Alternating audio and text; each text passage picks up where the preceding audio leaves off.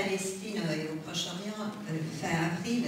Et je dois dire que j'ai été très frappée par la militarisation de Jérusalem, où il y a des soldats, je dirais, à chaque coin de rue, où il y a des contrôles permanents, où ce sont des militaires ou des policiers israéliens qui contrôlent si nous parlons arabe ou qui nous donnent l'autorisation d'aller sur l'esplanade des mosquées, par exemple, en faisant réciter les versets du Coran pour être sûr qu'on ne les trompe pas. Bon, mais cette militarisation de cet espace israélien s'accompagne aussi d'une très grande humiliation des Palestiniens, une humiliation permanente et sous tous ses aspects, que ce soit les checkpoints dont tout le monde en entend parler, mais c'est aussi la guerre de l'eau. Dans la vallée du Jourdain où je suis allée, on voit l'eau à profusion pour les vergers israéliens et un tout petit tuyau et des bassines pour récupérer l'eau à côté des camps de bédouins, par exemple.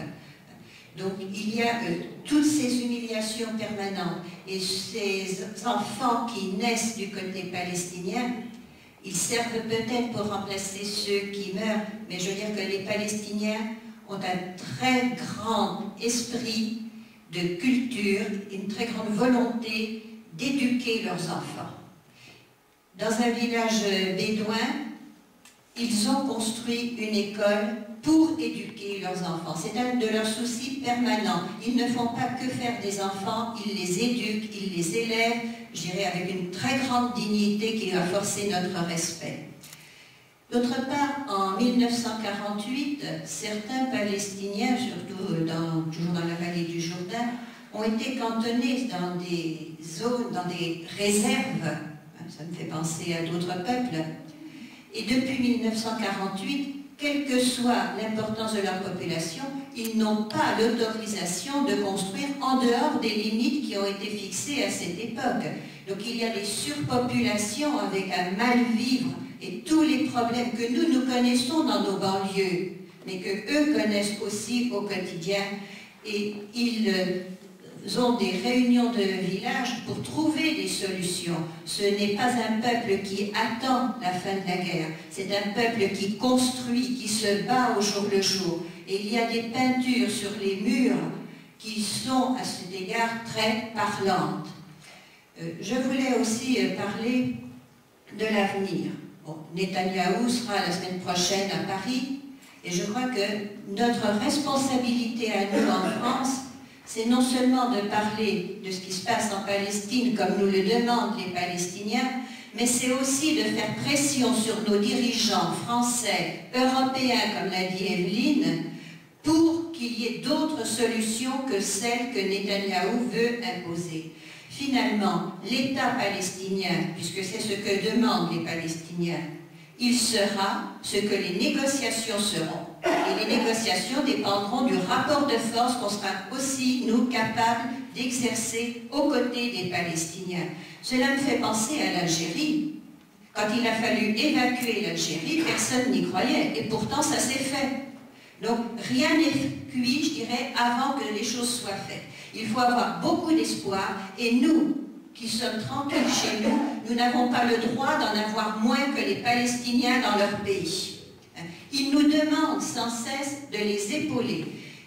Une chose que je voulais dire aussi ce soir, c'est la non-violence de Bilin. Je suis arrivée là, 2 jours après que le chef de leur village a été assassiné par les militaires israéliens au mur, puisque tous les vendredis, il y a cette manifestation.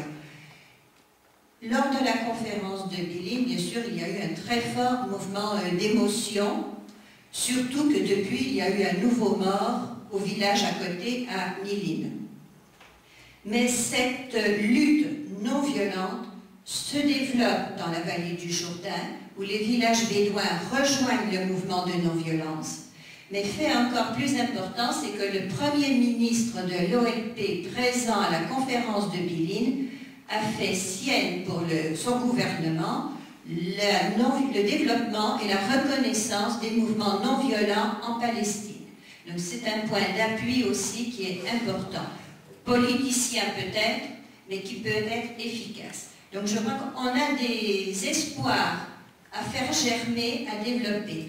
Alors c'est vrai qu'en Israël, les Israéliens ne voient pas les Palestiniens. Pour eux, ce sont des personnes, c'est un peuple transparent. Mais il y a parmi eux une petite frange de la population israélienne qui est lucide sur la situation dans son pays, qui se bat au quotidien, aux côtés des Israéliens. Et je dois dire qu'à la manifestation de Bilin, à laquelle j'ai participé, il y avait des jeunes Israéliens qui étaient venus se renseigner, savoir, en cachette de leurs parents. C'est très important à le savoir, parce qu'ils ont une version de l'histoire et ils voulaient savoir l'autre version. Il y a eu, bien sûr, des accrochages le premier jour, n'empêche que le deuxième jour, ils sont venus, et le troisième jour, pour le défilé jusqu'à la frontière, jusqu'au mur, qui n'est qu'un grillage, mais combien gardé, et combien de bombes lacrymogènes on a pu respirer encore ce jour-là. Mais ça devient une mode dans nos systèmes occidentaux, les bombes lacrymogènes. Ces jeunes sont revenus. Donc, ils ont aussi fait un bout de chemin. C'est pas facile pour eux, et ce n'est pas facile non plus pour les Palestiniens. Je crois que, comme pour nous, chez nous, nous sommes tranquilles ici, nous devons continuer, et nous devons interpeller en permanence nos dirigeants politiques pour qu'ils aillent dans un autre sens que celui qu'ils ont adopté.